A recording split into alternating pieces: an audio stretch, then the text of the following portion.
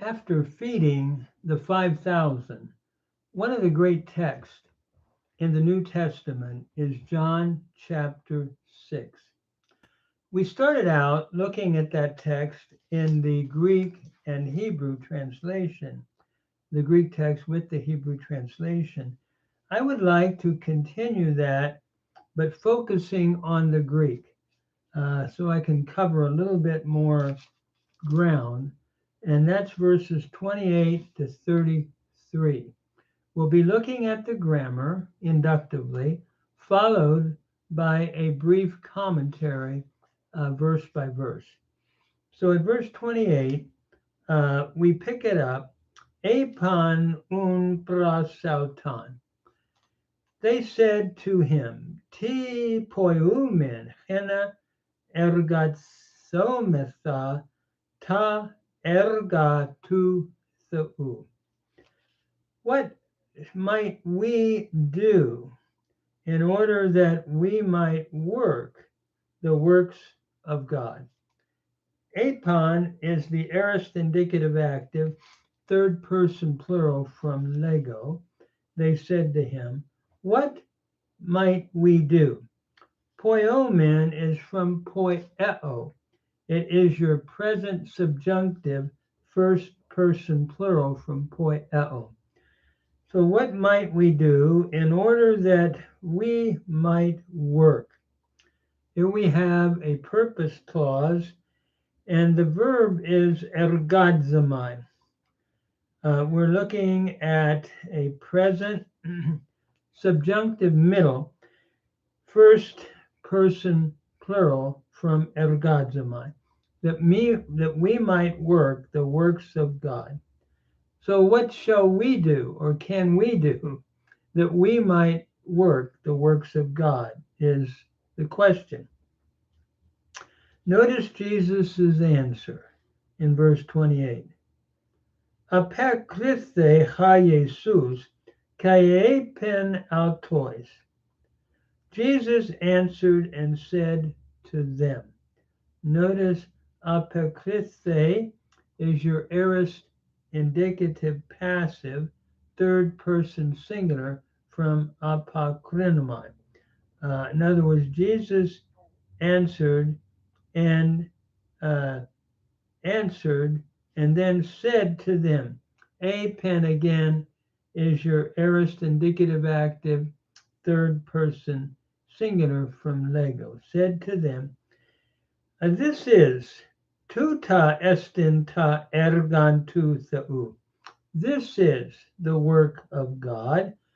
Then he defines it. Hena pistuete eis chan apestelen ekenos. In order that you might believe into he whom, the one whom, that one sent. Again, hena is introducing a result or a purpose clause. Pistuete is from pistuo. We have the present subjunctive, second person plural from pistuo, in order that you might believe into the one whom, ekenos, that one, speaking of the Father, apestelen, has sent. This is the aorist indicative active, third person singular from apostello. So Jesus says the real work of God is that you might believe in the one whom that one has sent, speaking of himself. And so in verse 30, it continues, Apon un auto. They said to him. Notice apon is from Lego again, aorist indicative active, third person plural. So they said to him, Ti un. What therefore? Poi eis su semeon. What sign, therefore, do you do? This is from poieo again, present indicative active, second person singular. Hena idomen kai pistusomen soy, in order that we might see and might believe you. Hena again is giving a result clause with the result. What sign do you do with the result that we might see and we might believe you? Idomen is from charao. It is the aorist subjunctive first person plural from charao, that we might see and might believe you. Pistusomen is from pistuo. Again, it's the aorist subjunctive first person plural. When you think of the luo pattern, luso, luces, luce, lusomen, that's what we have here, that we might believe you. What do you work? Ergadze, from ergadzamai. It is the present indicative middle second person singular from ergadzamai. So what work do you do? What are you working? Is the question. They continue, verse 31. Hoi pateras hemon tamana ephagon in te eremo. Our fathers ate manna in the desert. They go back to the time when the Lord provided the manna, the what is it bread, so to speak, in the desert. So our fathers ate manna. Ephagon is from estheo. It is the aorist indicative active third person plural from estheo. Our fathers ate manna in the desert, just as it has been written. Kathos estin gegramenon. Gegramenon is your perfect passive participle, and notice it's from grapho. So our fathers ate the manna in heaven, just as it has been written. It's a neuter, by the way, singular. Perfect passive participle, neuter singular from grapho. Artan ek tu uranu eduken autois phagein. And here, John is quoting, or the text is being quoted in verse 31 by John from Exodus chapter 16, verse 15. So notice, bread out of heaven he gave them to eat. Edoken is from didomi. It is the aorist indicative active third person singular from didomi. He gave them.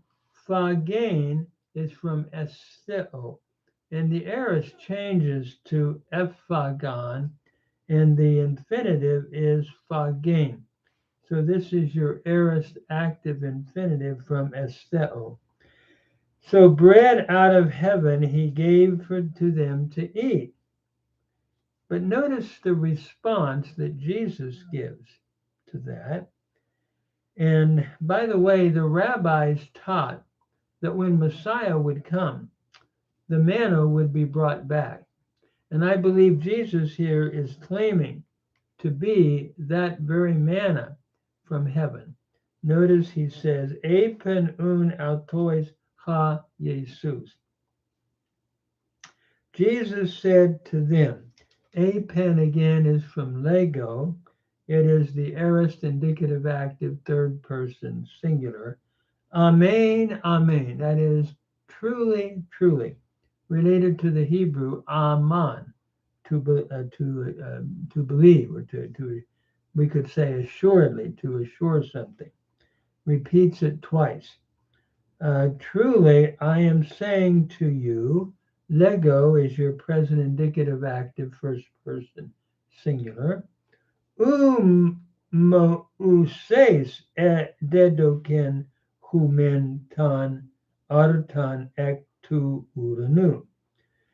Moses did not give to you the bread out of heaven.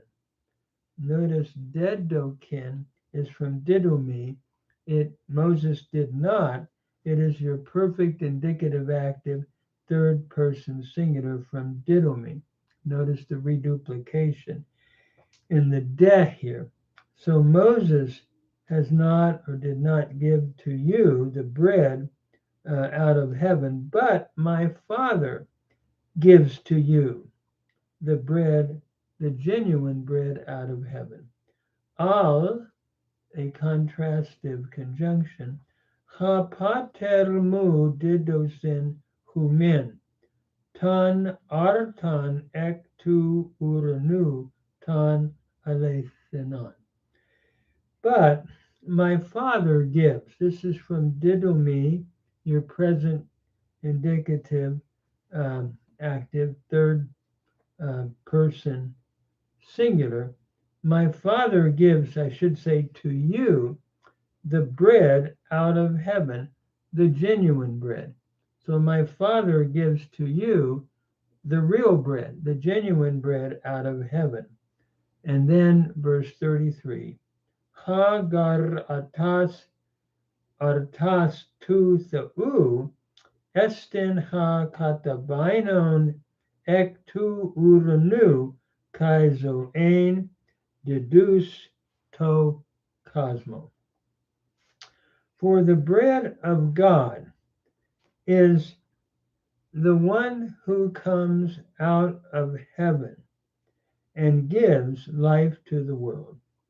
And notice here, ha is the definite article with the participle, present participle, nominative masculine singular from katabaino, to come down. So the bread of God is the one who comes down out of heaven and gives kai zoen didus. Didus is from didumi, your present participle nominative masculine singular, gives life to the world. And Jesus is speaking about himself and the incarnation. In other words, the real bread of God, the genuine bread of God, he's saying, is the one who comes down out of heaven and gives life to the world. Again, what a beautiful passage. Jesus is saying he will give bread that will be life, ongoing life. The fathers died even after eating the manna, but this is the true manna, the eternal manna, that he gives life to everyone who participates in that bread by eating it, meaning receiving him as one's Lord and Savior. And so Jesus is giving a wonderful teaching here about himself as that final manna come down from heaven. What a wonderful passage. May we think about where that bread really is in relationship to us. I remember I was 11 when I accepted Jesus as my Lord and Savior. And now I'm, a lot older. But it's wonderful to know that there is the living bread, the genuine bread that he gives to us, where it will nourish us forever.